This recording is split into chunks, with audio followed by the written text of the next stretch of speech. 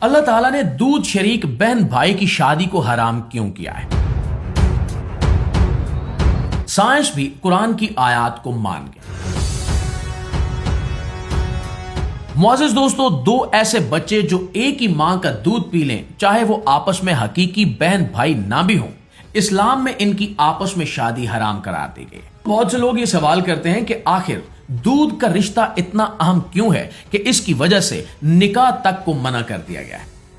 कुरान पाक में अल्लाह ताला वाज़े फरमाता है कि तुम पर तुम्हारी हकीकी माओं के अलावा वो माएं भी हराम हैं जिन्होंने तुम्हें दूध पिलाया हो, और वो लड़कियां भी हराम हैं जो तुम्हारी दूध शरीक बहनें बन जाए।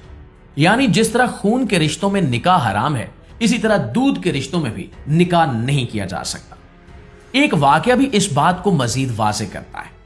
एक मरतबा हजरत अली रजी अल्लाह ताला अन्हु ने रसूलुल्लाह सल्लल्लाहु अलैहि वसल्लम से अर्ज की कि आप सल्लल्लाहु अलैहि वसल्लम अपने चचा हजरत हमजा की बेटी से निकाह कर लें। इस पर नबी करीम सल्लल्लाहु अलैहि वसल्लम ने फरमाया कि यह मेरे लिए जायज नहीं है, क्योंकि वह दूध के रिश्ते से मेरे भाई की बेटी बनती है। आप सल्लल्लाहु अलैहि वसल्लम ने साफ अल्फाज में फरमाया कि जो रिश्ते खून की वजह से हराम होते हैं, वही रिश्ते दूध की वजह से भी हराम हो जाते हैं। इससे हमें मालूम होता है कि इस्लाम में दूध का रिश्ता भी उतना ही मजबूत और अहम समझा जाता है जितना खून का रिश्ता। आज जदीद साइंस भी इस हकीकत को समझने की कोशिश कर रही है।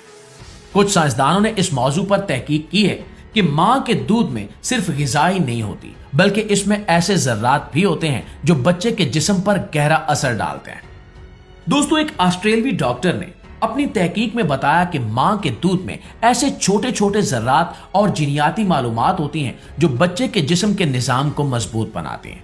और जब कोई औरत अपने बच्चे के अलावा किसी दूसरे बच्चे को भी दूध पिलाती है, तो उसके दूध के ये ज़र्रात उस बच्चे के जिस्म में दाखिल हो जाते हैं और उसके जिस्म के निज़ाम का हिस्सा बन जाते हैं। दूध के ये ज़रात बच्चे के जिस्म में जाकर खून के जरिए मुख्तलिफ हिस्सों तक पहुंचते हैं और इसके जिस्म के निज़ाम को मजबूत बनाते हैं। और यही वजह है कि मां का दूध पीने वाले बच्चे आमतौर पर ज्यादा सेहतमंद होते हैं। इनका मदाफती निज़ाम भी मजबूत होता है और वो कई बीमारियों से महफूज भी रह सकते हैं। इसके अलावा मां का दूध बच्चों को कैंसर, हेपेटाइटिस और कई दूसरी बीमारियों से बचाने में भी मदद देता है। प्यारे साथियों, माहिरीन ये भी कहते हैं कि अगर दो बच्चे एक ही औरत का दूध पीते हैं तो इनके जिस्मों में एक जैसी हयातियाती तब्दीलियां पैदा हो सकती हैं। इसी वजह से अगर ऐसे बच्चों की आपस में शादी हो जाए तो बाज़ औकात मौरूसी बीमारियों का खतरा बढ़ सकता है। दुनिया की ज्यादातर तहजीबों और मुआशरों में करीबी रिश्तों में शादी को नापसंद किया जाता है। इस्लाम ने 1400 साल पहले ही इस बात की वजाहत कर दी थी कि दूध के रिश्ते भी खून के रिश्तों की तरह काबिल एहतराम हैं और उनमें निकाह जायज नहीं है। और इससे ये बात वाज़े हो जाती है कि इस्लाम के अहकाम सिर्फ रूहानी नहीं, बल्कि इंसानी सेहत और मुआशरे की भलाई के लिए भी है। आज साइंस जितनी तहकीक कर रही है, वो आहिस्ता आहिस्ता इन्हीं हकीकतों की तरफ इशारा कर रही है जिन्हें कुरान करीम और नबी करीम सल्लल्लाहु अलैहि वसल्लम ने सदियों पहले बयान कर दिया था।